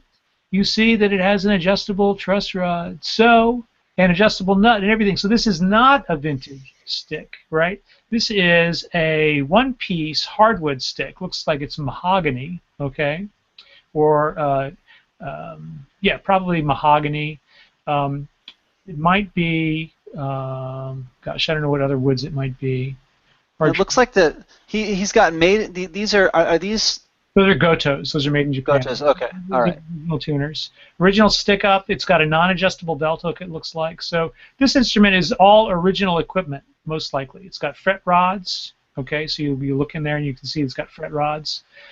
Provided that there's no damage to the instrument, this instrument would actually be could actually be in really good shape. It does not have an intonatable bridge, however, which means that your choices for string for tunings are going to be limited. Again, it says buy it now, $2,500. Okay, compare that to the price of a brand new wooden stick, 36-inch scale, fully adjustable intonatable bridge. So let's do that just really quickly. Just out of curiosity, let's just look at a 10-string instrument. Let's look at the price list. 10-string instrument, hardwood, bamboo, $2,200. $2,200 plus that you got to pay extra for the case. So you can buy a brand new instrument with warranty, all the current features, plus a case for what you would pay for this eBay asking price for an instrument that was made in probably 1990. I'm gonna guess. Right. So the real vintage component to it would be great to share with your other stick player friends and say like, hey, I have number 156. How awesome is that? Not really component. It's a red herring because that's when the serial number series started over again. Exactly. So exactly. So this is chances are this is a late 80s instrument, correct? 80, probably 89 or 90 would be this instrument because 001 was the first of the new single-piece hardwood laminates. Okay, yeah, because I had 180, which was a Paduke.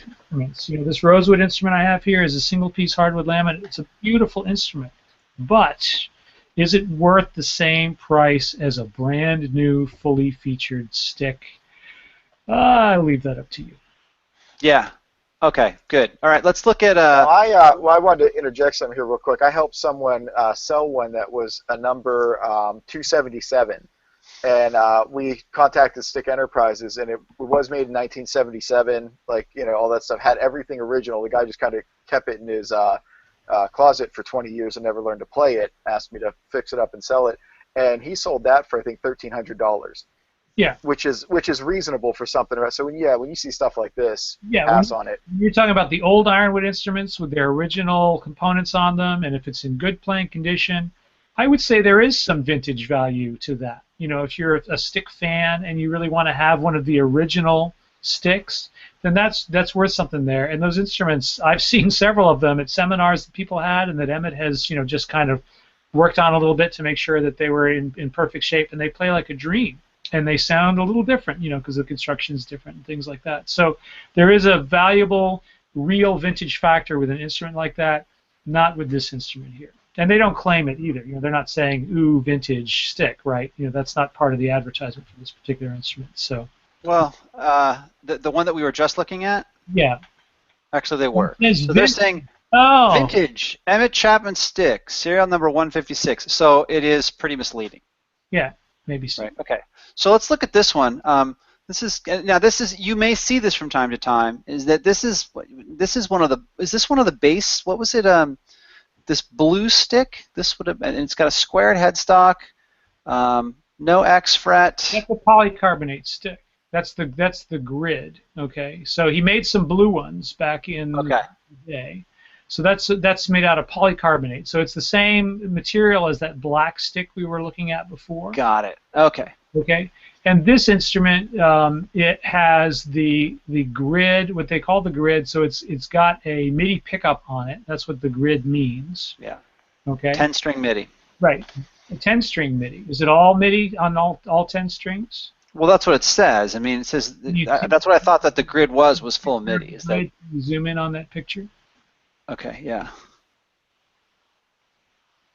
It says the grid with MIDI pitch driver. So. Right, but I'm looking at the thing there, and I don't know if there are. It looks like there's a black bar going the whole way across, like whole where way the across. MIDI would Okay. be. All right, so then that instrument has 10 strings of MIDI, okay, and the driver that it's got is probably the old IVL driver, which was a pretty interesting device, and so that may be what's on there. I don't know. Okay. So it's got a MIDI converter box basically, but Right. again, it's a 10-string stick, right? Non-adjustable, Right. no adjustable truss rod. So you can't change the tunings on it. So and they're asking what's the buy it now price is. 2,800. Yeah, which is a lot of money, I think. Yeah, that's a big investment. That's a big investment for a blue stick. So I just wanted to look at a couple of these and just kind of talk through a couple of them. Here's another technique that is very helpful when you're purchasing something on eBay, not just with Chapman Sticks, is to click on this advanced item that you've got right here. You click on advanced, and what you can do is you can select completed listings or sold listings. So a completed listing means that actually they ran the actual auction occurred and ended. So when you go to search for this, right, you can see that somebody bought a 12-string stick. I mean, right here, number 1581, I'm looking at this instrument, I'm seeing a metal bridge, right? Right away, I'm like, this person got a good deal. 1250, that's a little more realistic, right? Mm-hmm. So you look at somebody who bought an NS for 1800. NSs go for 2100. This one looks like it's in great condition. It looks like it's got the case. It looks like just like at a first glance, it looks good. This person got the reserve was not met on this. So you see that the green, it doesn't appear in green there. So this didn't finish. This auction ended, and this person did not sell the instrument. Right, which is a relief because they were asking $2,700 for instant, So here's another one that I was looking at, one that just looked beautiful. It was this rosewood alto, and this one was 1850, and you can see here that a best offer was made and accepted. So 1850, a pretty good price for a modern instrument with a hard shell case. Yeah. Kind of a simple design in terms of the linear inlays and the wood itself. And it just comes with a standard stick-up, but still a good-looking instrument. Here's another one. It looks like this is like a 12-string made in 2009. So these are going for about $2,500, $2,400, I think, at stick.com. So the difference is that you might get this instrument, send it back to Stick Enterprises, and have $200, $300 worth of repairs to be done on the instrument because the neck's warped. But they didn't tell you that. Yeah. Now this instrument. Sorry. I just want to throw this out there, though, and that is that you can usually look at a lot of these instruments and you can see that a lot of them have not been played all that much, Mm-hmm. So the chances are, if you're going to buy an instrument that's only a couple years old, somebody bought that stick and decided they didn't want to put the time into learning how to play it. So the chances are it's going to be in really good shape. All right, an instrument that is 20 years old might have had 4 or 5 owners over the course of its life. Who knows what's been done to it? Right. Somebody takes it to their luthier friend and says, "Hey, man, can you set this thing up for me?" Or I want to put a light on my stick. Things like that. All these things happen, and right. So when you're buying a really old instrument, you really want to try to make sure that it's as close to original condition as possible, that it hasn't been messed around with too much. And there are a lot of great guitar techs in the world, hardly any of them know anything about the stick. Right. Yeah, and really good ones will proclaim that. Really good ones will say, I don't know what this is all about. Yeah, and I wanted to say that when the guy brought me that stick to fix up for him, it had the wrong kind of strings on it. It was set up horribly, and honestly, if that would have been my first stick, I would not be playing stick today. I would have stopped playing because it was uncomfortable, it didn't work, and it was just horrible. And right. Yeah, well, that's the nightmare, and in a sense that's Emmett's nightmare too, because he hasn't had a chance to look at the instrument. But if you get an instrument from him, it's going to play just like a brand new instrument, and I think that's worth a lot. Yeah, it is. So let me add something here. Here's kind of a derivative of the Villex. You'll see that one of the knobs is actually on the front of the instrument. That's the original design of the Passive 4. Right, so this is the Passive 4, the most expensive option in terms of pickups, and one of the knobs is on the front. Now, was that for volume, or what actually was that adjusting? That's the pickup selector. So that's the pickup. Okay, I see. So it's a 4-position pickup selector, just like on the current design. The current version of the Villex has a slightly different filter circuit, so it sounds a little bit different than these original versions, but otherwise they're functionally identical. Okay.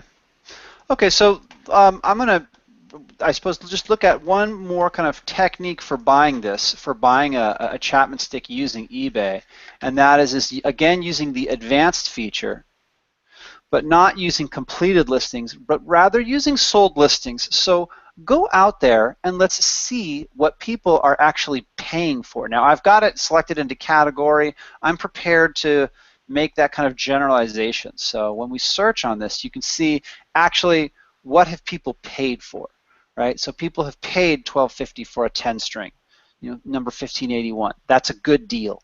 They've paid $1,800 for this NS. They won't list the price, but this offer completed.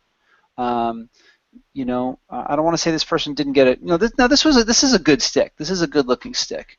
And then also kind of this is $12.25. This is probably what this polycarbonate was worth. Yeah, assuming it's in good shape and assuming that the case is not beat up, whatever.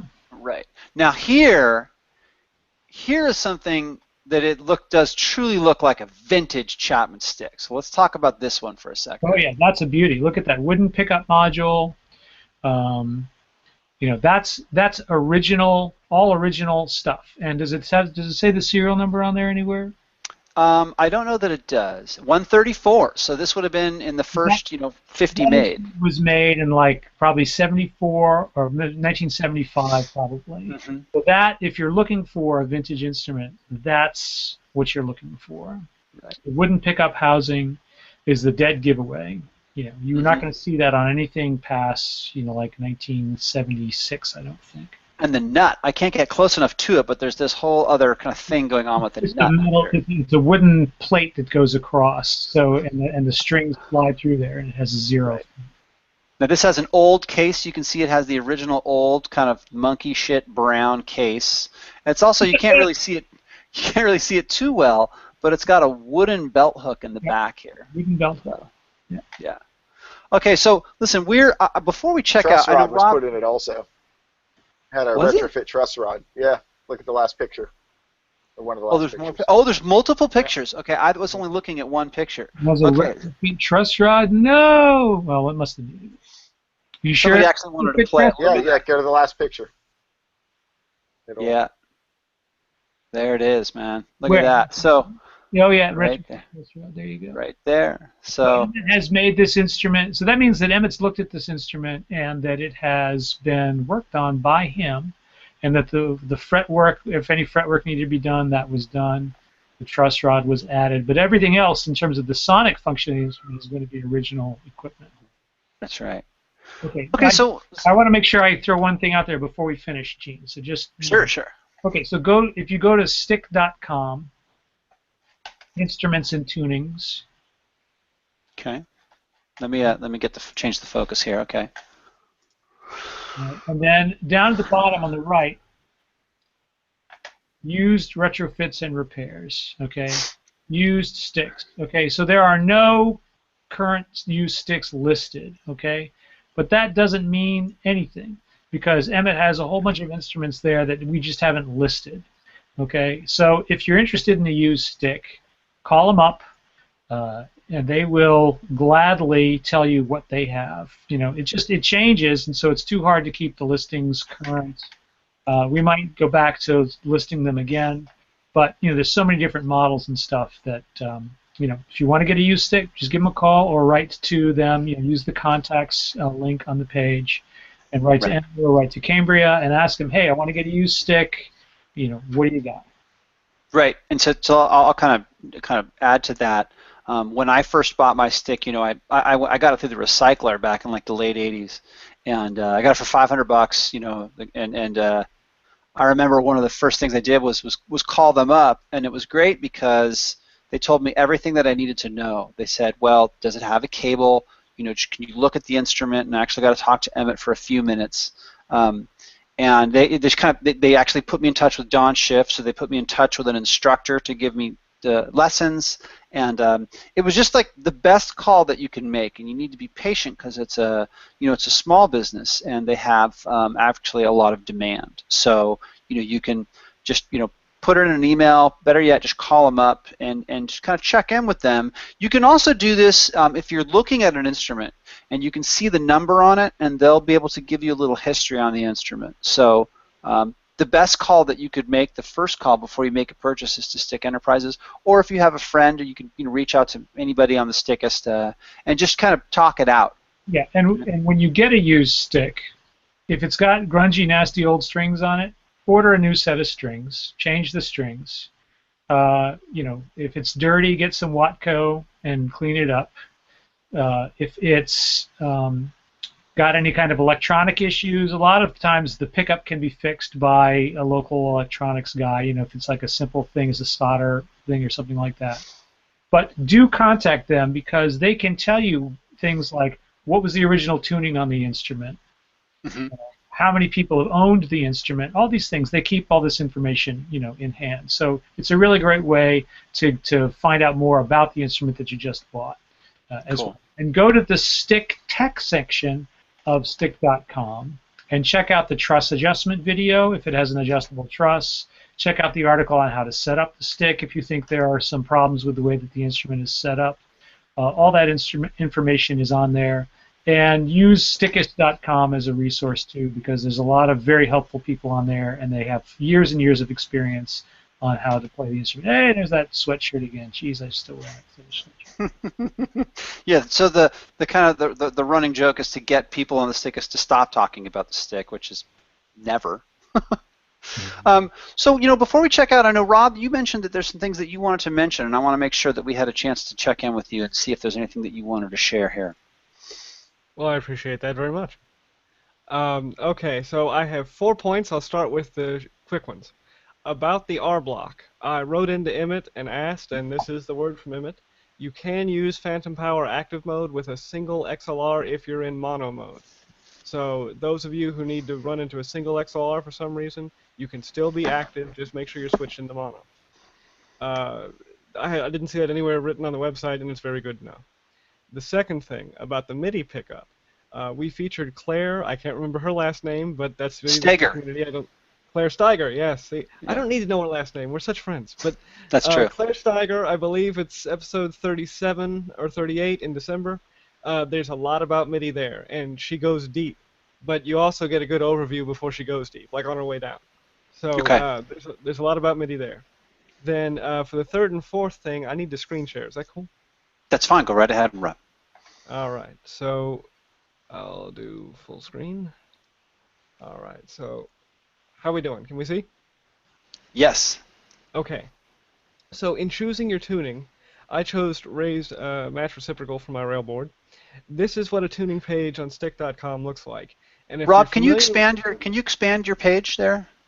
Oh, how's that? Zoom. Yeah. Yeah. And you can use Control Plus to make it bigger. There you go. Perfect. Yeah. All right. So yeah, I'm running really high resolution. I have no idea what the screen share looks like. So is this visible? Looks good. Okay. So if you're not familiar with a piano keyboard, you might have a hard time visualizing where notes fall. So what I did is I used a spreadsheet program, and we make this bigger, and I made myself a list, sort of where the notes are on each fret.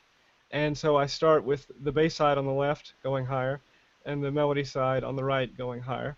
And whereas this takes a little time to learn how to read, if you want to know what's within reach in a given number of frets, uh, you can easily make a map like this, or get on Stickist and ask, and I'll make one for you. And this allows you to visualize how a tuning choice affects your overall range, but also what a different hand position does for you, or what I mean, the melody side, for instance, is in perfect fourths all the way across, but starting from where and going to where might make a difference in what's comfortable for you in terms of what you want to play, especially if you're in a band. You have to think about how easy it's going to be to put your hand somewhere that's comfortable and still be playing what you need to play. So, yeah, think about your tuning. There are multiple ways to visualize it. The second thing... Go ahead. Oh, no, that's cool. I'm digging it. Okay, so the last thing I want to bring up is speaking about what's comfortable for your hands, and speaking to Joel's point about the difference in scale length between his railboard and his alto stick. You can actually go to a Luthier Supply website. It's a store called StuMac, or Stuart McDonald, and they have a tool called the Fret Position Calculator. Now, it's stumac.com/fret calculator, and if I zoom this, what you'll see is you can put in the number of frets, you can put in the scale length, and you get this grid. Is this clear to read? This table? It's good enough. Okay, let me make it a little bit bigger, because the image doesn't matter. So what you get is a fret-to-fret spacing. And so if you're thinking about what kind of stretches you might need to do, this table is for the alto stick. It's 23 frets on a 26.5-inch scale length. That's the X fret plus 22 frets. And here are all your gaps. And so if you want to know what your first to third fret stretch is, or whatever, you can add it up very simply. And then get yourself a ruler or get some kind of scale reference and see how easy or difficult that is for you. Now, I did one before I ordered my railboard. The railboard is a 34-inch scale as opposed to 36 for the wooden sticks. And you notice I wrote in 26 frets. That's because, by my estimation, first of all, there's the X fret plus 24 frets, that's 25. But by my estimation, the way Emmett got the extra space for the X fret on the railboard is it's basically 26 frets, but the first fret isn't there. So you have where a fret isn't, then the X fret, then 24. You see what I'm saying? Yep. Okay. And here we have the gaps for the railboard. So if you're thinking, well, I'd like a railboard, but I don't know how much bigger the gaps are, you can actually look at the measurements.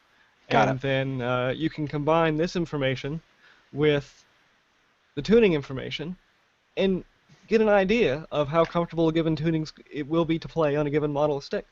Okay. I want to jump in on this really quick. It's really interesting what you put together here, Rob, and I just want to say that it can be a little bit deceptive is the wrong word, a little bit misdirecting maybe, to be worrying about the stretch of your hand, though, when you're talking about the stick itself, because it's not a guitar. You get down into these lower frets where the frets are further and further apart, and you're not going to be stretching your hand in the same way that you would be stretching it on a guitar. So there's a lot of technical things about how the hand fits the instrument, ergonomics of it, that are going to change those calculations. You know what I'm saying? So well, this gets into the thing what I should have said, which is after you've done all this, go on Stickist or call Stick Enterprises. Don't assume you know. Yeah, it's very different, and I think that ergonomically the stick is one of the most amazing instruments out there. It's so easy physically to play. So don't worry so much about tunings or fret spacings or things like that, because a lot of that has already been worked out over the past 40 years. You know, Emmett has constantly redesigned the instrument. The changes that he's made are all based on what's going to make it play better. So the newer your stick is that you're going to buy, the better it's going to play. And that, Right. I think, is a good point to end on for me, because I got to go. Okay, good. Well, Greg, well, everyone, Samson, Joel, and Rob, I want to thank you all for participating and sharing your thoughts. We may do a follow-up to this just because everyone's got a different story, and I think it's good to kind of talk it out. Again, like Greg, thanks for all your insight and for making that and sharing it and looking at all those different versions of the instruments and just kind of putting that out there.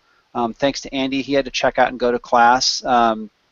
This is our 42nd installment of Freehands Friday. We're going to do 43 next week. And I think that starting in February, we're going to feature some NS players. I think we're probably going to see if we can get some of the guys from the Rocket Scientists to join us again, as well as Dean Kobayashi and Dr. Froth. So all kinds of good stuff coming up in February. We'll revisit the NS. I'm not quite sure if we'll do a kind of a second part to purchasing a stick. Well, we'll either do that or possibly how to use G+. And that will probably be a shorter episode. And that will probably just me and Rob kind of rattling on and on about basically how to set up Hangouts, how to join Hangouts, how to make your own Hangouts, and how to get them listed up on YouTube. So unless there's anything else that anyone wants to add before we check out, I'm ready to kind of sign off here. Thanks, Gene. Thank you, guys. Thanks. Yep. All right, guys. Happy Freehands Friday. Bye-bye. Cheers.